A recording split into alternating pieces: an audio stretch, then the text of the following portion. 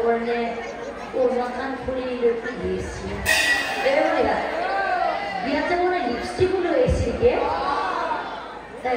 মস্ত থব লগা হয় মস্ত থব লগা হয় ও তই ৰূপহী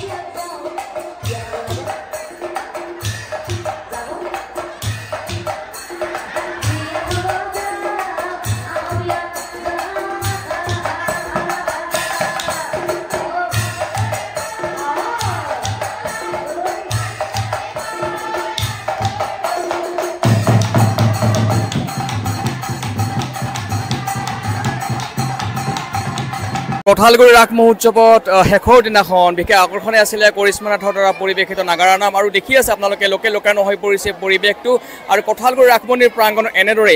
হেজাৰ হেজাৰ দৰ্শক আহিছে কৰিশ্মা নাথৰ নাগাৰা নাম চাবৰ বাবে আৰু দেখি আছে তাৰ কিছু দৃশ্যাংশ আৰু এই দৃশ্যাংশ দেখি নিশ্চয় আপোনালোকে অনুমান কৰিব পাৰিছে আচলতে কৰিশ্মা নাথ প্ৰত্যেকজন ব্যক্তিৰে কিমান আচলতে মৰমৰ আৰু সেইবাবে আচলতে কৰিশ্মা নাথৰ নাগাৰা নাম চাবৰ বাবে বিভিন্ন প্ৰান্তৰ পৰা লোকৰ আগমন হোৱা দেখিব গৈছে আৰু এয়া হৈছে কঠালগুৰি ৰাস মহোৎসৱৰ কিছু দৃশ্যাংশ আৰু আজি হেজাৰ হেজাৰ লোকৰে ভৰি পৰিছে কঠালগুৰি ৰাস মহোৎসৱ আপোনালোকে দেখি আছে কিছু দৃশ্যাংশ আৰু সমান্তৰালকৈ দেখি আছে কৰিশ্মা নাথে পৰিৱেশন কৰা কিছু নামৰ দৃশ্যাংশ আৰু দেখি আছে যে আজি কঠালগুৰি ৰাস মহোৎসৱত আচলতে বিশেষ আকৰ্ষণীয় আছিলে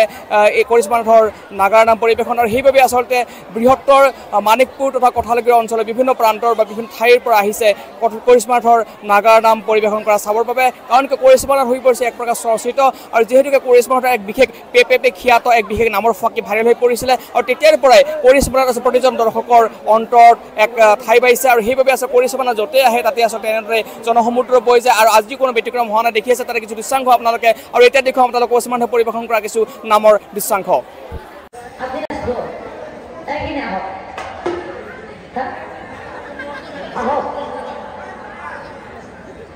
এই গামোচাৰ আহক এই যাব ও চাব আহিছি আহক আপুনি আহক এইখিনি আহক এইখিনি আহক